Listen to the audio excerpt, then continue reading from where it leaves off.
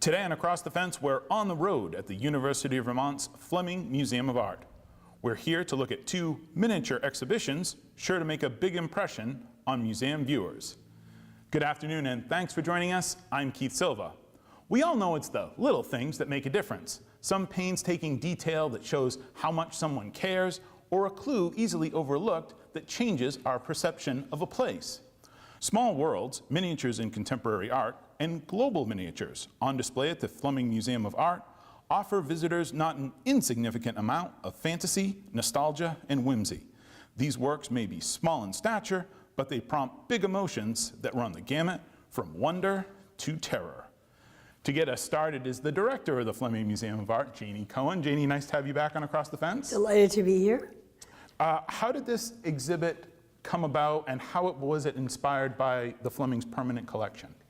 So we are always on the lookout for exhibitions that are suggested by the collection. So we have a collection of 25,000 objects, and it is impossible as you walk through the storage areas, excuse me, to overlook the fact that there are a lot of really tiny things in it.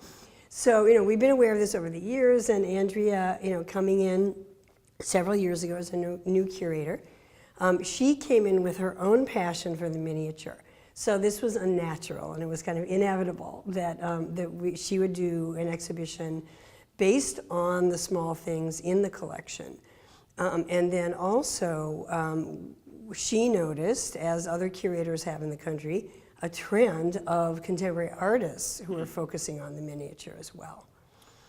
What makes small things art, or at least interesting enough to become part of the collection? You said you have dozens, thousands of things in your collection. So how do small things work their way in there? I think, what it tells us is that artists and artisans through the centuries and through the millennia and across cultures have made miniature objects. And there are many reasons why they've done this, everything from creating small religious objects that, that people can carry with them all the time, to tourist items that people doing the grand tour in the 18th and 19th century could easily bring home with them. So there are a lot of reasons why they were created, but they really are ubiquitous. With both of these shows, the miniatures know no boundaries whatsoever. How do different cultures use miniatures? So, again, it really has to do probably less with the culture than with the intention or the purpose for that object. So, for instance, miniature Bibles, and there's some in the global mini show, really, really tiny, that were sold or were made for for people in the church to carry on them with a magnifying glass, so that they had this at hand all the time. So there are things in various cultures, again, for different uses, and excuse me, they show up sometimes within different cultures for the same kinds of intentions, and other times they'll be very, very different and surprising kinds of miniature. Can you read a miniature Bible? You said they came with a magnifying glass, so it's the whole thing. Yeah, you can. Wow. Yeah, with effort. with effort. Well, in a minute, we'll get more into detail on both of these exhibitions with the museum's curator. But first, Janie, let us in on some of the highlights of the talks that you have going on, the tours at the Fleming this spring. Sure. We have a lot of really exciting programs planned in conjunction with these exhibitions. We've got two artist talks in connection with the contemporary show. So the first one is on March 20th, and that is Mohammed Hafez, who is the artist whose work appears right behind us, and he is speaking on the subject of homeland insecurity, which speaks to the reason why he created these pieces. And it should be a very interesting and moving talk. And then March 30th, Matt Neckers, who is a Vermont artist, and Andrea, I think, will be speaking a little bit about him, created a traveling museum of miniature art. He'll be giving a workshop on Saturday, March 30th, from 1 to 3:30 on making miniature art, which should be really exciting. And people can sign up for that online.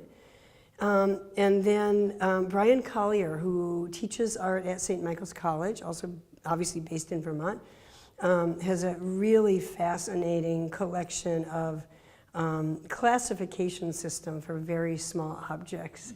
And he will be talking about his work on April 19th. So, and all of these are online and in our printed newsletter as well.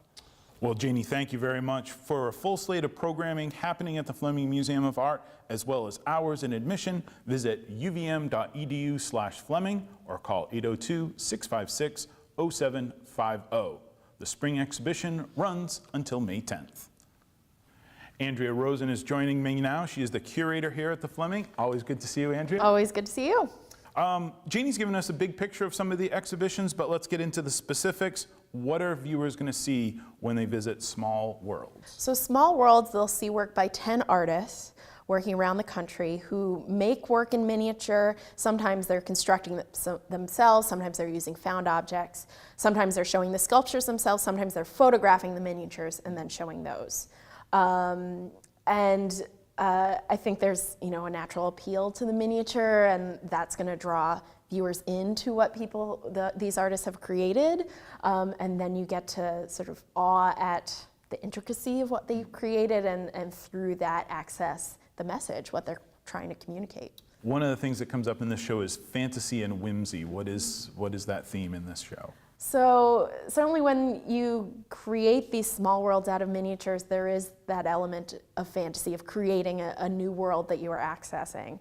And so when you say the word whimsy, I think of the photographers, they go by the name Mini Meam, it's a couple, and they put miniature train figures on food, and the food, like a kiwi, becomes the lawn that they're mowing. And so things like that are just really kind of clever twists on as objects get translated through scale. And on the flip side, there's also a dark undercurrent running through this show. Terror and fear. Yeah, what's going on? Maybe not terror and fear, but I think that several of the artists use miniatures to address really serious issues. So a few of the artists have used fantasy to envision a miniature world of environmental catastrophe. Or in the case of Mohammed Hafez, who will come and speak, as Janie said, he's referring back to the destruction of his homeland. He's a Syrian-American artist. So I think, again, the miniature can draw you in and then maybe sort of appeal to you and then kind of entice you into thinking about these deeper issues. Oh, do you have a favorite small world here? Yeah, so Sally Curcio is an artist who lives in Northampton, Massachusetts, which is where I went to college. I went to Smith College there. And she has two miniatures actually borrowed from the Smith Museum inside these bubbles, where she has recreated the landscape of that area, once in the winter and once in the summer. I like the summer one because I like color. And there's the characteristic Oxbow Lake, and there's a miniature of Northampton and my college campus right inside, so I have a personal tie to that one. She has another one that's of Central Park West in New York, and I grew up there as well. So some great personal ties to those. Well, nice to know she can make those for you for this show. That's yeah. really nice for her. Across the Marble Cart and the Wall Cart is the Walcott Gallery. Global Miniatures is the show that you have there. What about the fascination of humans and miniatures? As you were putting the show together, what were you thinking about for the Walcott? Yeah, for that, and Jane talked about this a little bit, I was thinking about what were the functions that these different cultures employed miniature. So, for example, in burials, several cultures use miniatures of real-world objects to basically serve the deceased spirit. Or you see, of course, with miniatures, we associate them with childhood and toys, and then you're teaching children with dollhouses about their gender roles. So yeah, I think it pops up over and over. I was thinking about, Janie mentioned tourism and the mini Eiffel Tower that my parents brought back from their trip to Paris. Is that the sort of item that you're talking about here? And it seems silly to have it in a museum, so. Well, there's a whole section of that gallery that's devoted to tourist artifacts, because that's a lot of what's in our collection. Collectors in the 19th and early 20th century, let's say they were visiting an indigenous culture in the Northwest coast. Those cultures, as they came into contact with European traders and tourists, ended up creating a lot of miniature totem poles or miniature canoes or miniatures of their houses, and that's a lot of what collectors collected, and that's a lot of what ended up in the museum's collection. So that's like a whole subset of stuff that we have, and just a few examples on view in that gallery. There's also an interactive part of the show that visitors can interact with, take part in. Tell me about that. Yeah, so Janie mentioned our two Vermont artists in the show, Matt Neckers and Brian Collier, and both of their projects are interactive. So Matt Neckers has created this museum of miniature artworks that takes different forms, including a camper that's going to come to the museum on May 4th. The interactive one in the show is in a vintage refrigerator, and visitors can become guest curators of the museum and rearrange the miniature artworks inside of it. As Janie said, Brian Collier has this whole classification of very small objects that he's invented, and visitors can contribute their own. So you could dig a piece of fuzz out of your pocket, and there's a whole procedure to follow about how you name it. You put it in a vial, and you add it to the collection. Well, as long as those guest curators don't replace you, I think we'll be in good shape. One last thing, we just got about a minute. How can people find out about the Fleming Museum and get in touch with you? What's the best way? Sure. Well, of course, visit our website, the address you've already provided. Of course, you can talk to us on social media, on our Facebook and Instagram pages. There's a lot of exciting stuff this semester, so if you can find a copy of our newsletter, which details even more programs that Janie didn't have time to mention, there's some really great things going on. And that's on the website too. So that is on the website too. Perfect. Well, Andrea, thank you very much. Really appreciate catching up with you. As we say goodbye, I want to thank our Across the Fence crew, Rebecca Gollin and Marco Ayala, and our hosts here at the Fleming Museum. And as always, thank you for stopping by Across the Fence.